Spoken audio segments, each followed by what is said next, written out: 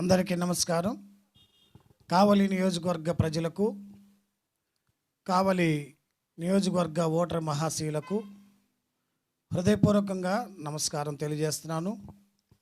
ఈరోజు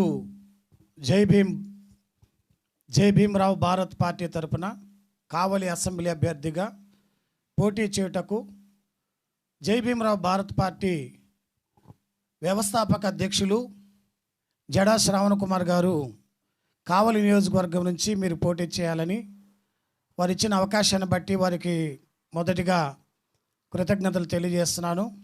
వారు మమ్మల్ని నమ్మి ఈ బాధ్యతలు అప్పచెప్పినందుకు మరి వారికి మా వ్యక్తిగతంగాను మా యొక్క కుటుంబ తరపున వారికి నమస్కారం తెలియజేసుకుంటున్నాను.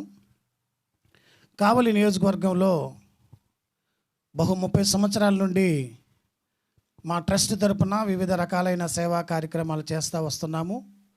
మరి ఈరోజు ఎన్నికల్లో పోటీ చేయడానికి జై భీమ్రావ్ భారత్ పార్టీ తరపున ఒక అవకాశం వచ్చింది.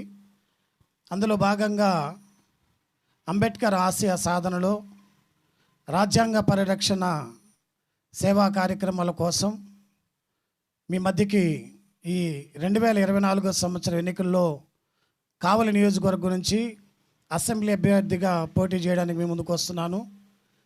కావలి మరి స్థితిగతులు గత 30 సంవత్సరాల నుంచి నేను చూస్తూ ఉన్నాను. ఇలా చేస్తే బాగుండు, అలా చేస్తే బాగుండు అనుకుంటూనే ఉన్నాం, కానీ అభివృద్ధికి నోచుకున్నటువంటి నియోజకవర్గంగా కావలి నియోజకవర్గం ఉంది. కాబట్టి కావలి అభివృద్ధి కోసం, కావలి పట్టణ ప్రజలు సంతోషంగా ఉండటం కోసం ఈ ఎన్నికల్లో పోటీ చేస్తున్నాను. మా ఎన్నికల గుర్తు కోటు. మరి జై భీమ్రావ్ భారత పార్టీ తరపున కోటు గుర్తుకు ఓటు వేసి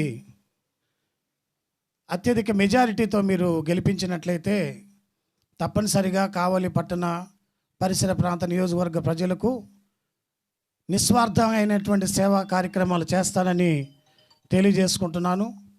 మరి ఈరోజు ఇలాంటి అవకాశం కల్పించిన పార్టీ పెద్దలకు కూడా నా నమస్కారాలు తెలియజేస్తున్నాను.